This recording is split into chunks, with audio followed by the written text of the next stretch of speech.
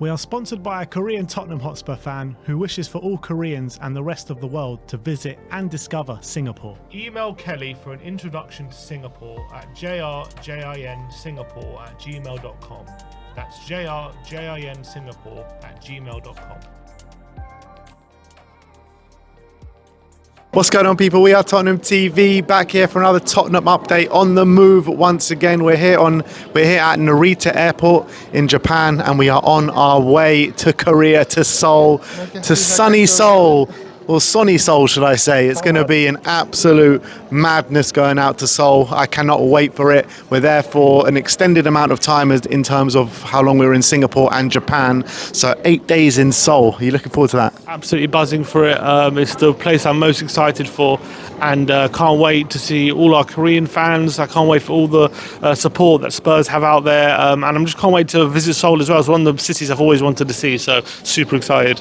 And if anything's to go by with last night and the game and the support that was in Japan, I mean, what is Korea going to be like in those two games there? Yeah, it's going to be electric, I'm sure. Spurs, apparently there's more Spurs fans in Seoul than there is in London, so I think that if that tells you anything, it's going to be a crazy, crazy atmosphere. I think even throughout the day, Son's going to be getting lucky if he can get any spare breathing space, I think, with how much he's going to get mobbed, so it's going to be absolute madness. Yeah, I was watching an interview with Carl Walker not long ago, and he was talking about when he went out to Korea with Spurs, and they said the fans just didn't care about them. It was only focused on Sonny, and they had to make decoy cars and pretend Sonny was in it and send him in another car, and fans it was just a madness to think about. So if someone's watching, I'm more than happy to be his decoy if it's just what he wants. I'm happy to go in the decoy car, lead them away. Yeah, it's going to be a sight to behold to see Sonny Fever hitting with could be his last trip there as a Tottenham player. So anyway, let's get into the news. And the Times did a report today saying that Tottenham Hotspur is in talks to sell a minority stake in a deal that could value it up to 3.75 billion and pave the way for Joe Lewis and his family to sever ties with the Premier League Football Club. Tottenham chairman Daniel Levy is seeking an investment that values the club at between 3.5 billion to 3.75 billion, including the debt. Whilst the terms of any deal have not been finalised, City sources expect Spurs to sell about 10%. The club is being advised by bankers from the Rothschild on the sale. The financier Amanda Stavely, who brokered the deal for the Saudi Arabia's public investment fund to take over at Newcastle, is understood to be among the parties to have expressed an interest in Tottenham. The club is also likely to attract interest from American investors. We did hear this kind of similar thing come up, I think, a week or two ago, maybe a bit longer. But it's interesting to know who maybe the American investors are. Why did Amanda Stavely actually walk out of Newcastle? What actually happened there? And is this going to be a good move for Tottenham? I don't think anything bad happened. I don't think her job was done. She got the money. I don't know what more she could do. That she's not there to make the footballing decisions. I know she helped steady the ship, but I think she was there to facilitate the deal, and then her job was done. She moves on to the next deal. So I don't know if there was anything bad that happened. In terms of what you were saying there, by my maths, that's about 370 million. They're saying. 375 million, sorry, could be invested in Tottenham if it's 3.75 billion. They're valuing it as 10%, which is a pretty significant investment, and obviously that does help with things. But I honestly don't know if I expect too much change to how we operate just based on that. So as much as it's probably beneficial to Tottenham, especially in the short term, I don't know if any fan should expect any wholesale changes to how we operate on the footballing side. Yeah, you have seen a minority stake investment with Ineos at Manchester United, and they seem to be changing a lot in terms of the footballing side and how they're running things. But I think this will be something completely different, won't it? Well, was it? It was more than 10%, wasn't it? I'm not sure the percentages, but they were solely brought in just to run the footballing side of the business. This is going to be something completely different. We have already majorly restructured our footballing side in the recent past, so I don't think that's going to be nothing there is going to be changing. So on the financial side, I guess it's positive, but I don't see a different. Maybe I don't know. I really don't think it means we're going to be spending a lot more money, to be honest. I could see it maybe being as a way to reduce the debt on the stadium a bit quicker, and maybe to fast track that process, and maybe to see more light at the end of the tunnel in that sense. Because when you look at the numbers, we are actually the most in-debt club in the Premier League at the moment. Yeah, we are, but we have a long-term and structured debt to our advantage. So actually, we're in a very good financial position despite the debt. Yeah. Unlike other clubs who are in big debt. Let's move on and let's talk about some. Well, here we go. We got from Fabrizio Romano, said Bryan Gil to Girona. Here we go. Deal agreed for the Spanish winger to join on an initial loan from Tottenham. Exclusive details: Bryan Gil would extend his contract at Tottenham with a 15 million release clause. That's euros, by the way. Girona have priority to sign him, and other clubs can do it up to the player. And then he said more on the Bryan Gil story. Documents are being prepared for the Spurs to extend the contract and include a 15 million euro release clause. Understand Bryan's expected to sign his contract and then join Girona on loan on Monday. Plan clear. Here we go. Confirmed. Maybe not the deal that we were all expecting for him to extend his contract and put in a 15 million euro release clause, but I always thought that it was very likely this was going to be a loan deal. Well, it makes sense. In terms of, from Tottenham's point of view, it's probably a better deal than trying to get 6 million out of Sevilla. You go to Girona, if he does really well, they've got a relatively small release clause that in the grand scheme of things, if they pay for a player who does really well, it's a good deal for them, and it's a good deal for us because we get a bit of money back on Bryan Gil, and more than we would have expected if he would have left on a permanent this summer. And obviously he probably had to sign an extension just so he didn't leave on a free. So I think it kind of makes sense on all fronts. I think it's a really good move for Bryan Gil. He's landed on his feet with a really good club in Spain who had a brilliant season last season. So I'm excited to see how he gets on. But also, I guess it does leave the possibility that he could return, but I guess it would only mean he had a bad time in Girona. Yeah, that's what it is for me. It's like we've been in this situation so many times now where players haven't done well here. We've extended contracts just because of, we think we can get a future sell here. Yes, Bryan Gil has done well when he's gone to Spain before, but I felt like maybe we should have just cut our losses and taken the cheaper option on this one. Well, they didn't, and we'll have to wait and see whether it was a good decision or not. I'm honestly, it's for the sake of a few million. I don't think it's a big deal. Yeah, I guess, but we're talking about more than double than what he could have gone for if we sold him this summer with the asking price that they were talking about. 6 million, wasn't it? Yeah. No, I'm saying it's worth the risk, in my opinion, to send him on loan and see if he can do well and get the extra 15. In terms of cutting your losses and just getting 6 million, I'm not going to lose any sleep over us not getting 6 million for Gil.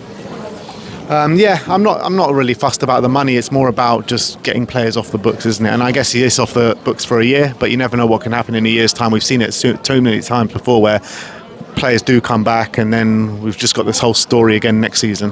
Yeah, if he comes back, he comes back. And you could say, we could have got 6 million for him and now he's back here. But we'll deal with that next time if that is what happens. We'll have to wait and see. Report from Ali Gold responding for those Chiesa rumours. He's given the "here we cold" as Sim likes to tone it, and he says those in and around Spurs have been surprised by Federico Chiesa reports. It is understood that he is not one of Ange Postecoglou's original targets, and there is no truth in the current reports, which is a bit frustrating for me, to be honest. Yeah, we spoke about this yesterday about Chiesa, and he's never uploaded the video. Oh, fair enough. I didn't realise that. Well, here's my second opinion on it because I didn't realise that video never went up. But Chiesa, I always thought that the reports of him being close to a transfer were very far-fetched. I think I said that on the update before Ali Gold gave the update. Ali Gold also said that he believes that if there is any truth to the interest from Spurs for Chiesa, it would mean that our first-choice targets have eluded us and we're going for targets that weren't targets at the original at the start of the window. So for me, I understand it. I like Chiesa, but he's 26 years of age. He hasn't recovered that well yet from, in terms of availability, from that injury, but in terms of just being the same player he was before the injury, we haven't seen that yet. Not to say he can't hit that height, maybe he can, but we just haven't seen proof of it just yet. I think at the moment would prefer a player just a bit younger. 26 isn't old, but because I like Eze as well, and he's the same age. But I think maybe just his injury record. I think at his best he's a good player, but I don't think we've ever seen him yet hit the full potential that he can hit. At Juventus he's been good, Fiorentina has been good, but I think there are better players out there for our system. And as much as I like him, I think I'd prefer other players to Chiesa, to be honest. It's an interesting one. I think Chiesa can fit like a glove, and I feel like the reason why he's not doing too well at the moment is because of the systems that he's playing in. I saw him play in the first game at the Euros for Italy. I thought he was brilliant. I thought he was absolutely brilliant that game, taking the game by the scruff of the neck, taking it to his fullback, taking on his man, and I think he even got man of the match in that game. Yes, his Euros didn't really pan out on a whole, maybe the way he wanted it to, but you did see maybe a bit of light at the end of the tunnel with that performance. Yeah, he played well. In fact, it was a bit like a wing-back role under Spalletti in that first game. They were playing a bit of a strange formation. He did have a good game. Unfortunately, it didn't pan out. I think he didn't, at the end of the Euros, it turned out didn't have the best Euros, but I think he had a really good game in that first game. I can't remember who they played. I think it was Albania. So look, fair play. He had a really good game, but I'm still not moved to just yet to convince. Look, if we hadn't signed Werner, I would say get him and then get another 100%. But we've got Werner in. Like I've already got one winger I'm not 100% sold on. I don't want another one. I can't really put Werner and Chiesa in the same camp, surely. But I think why? Yeah.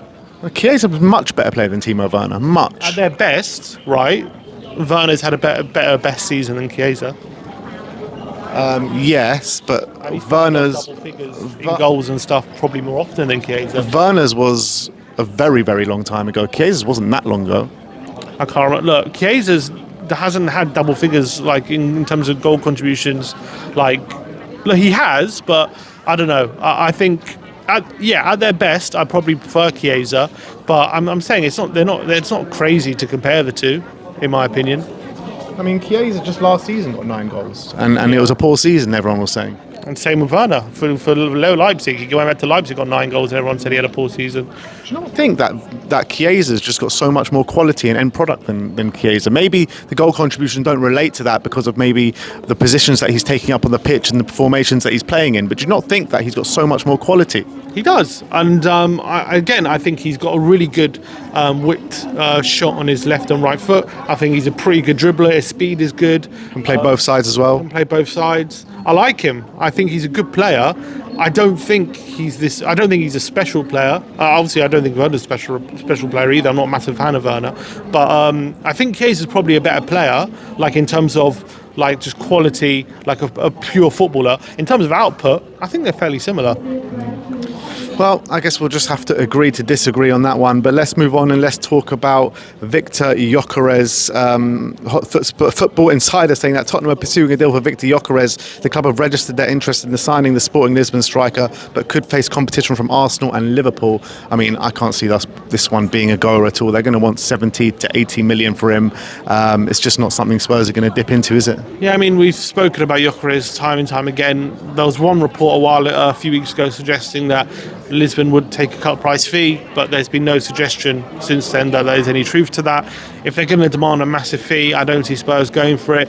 If they're going to demand a fee of around 60, I do see Tottenham maybe being more tempted by it.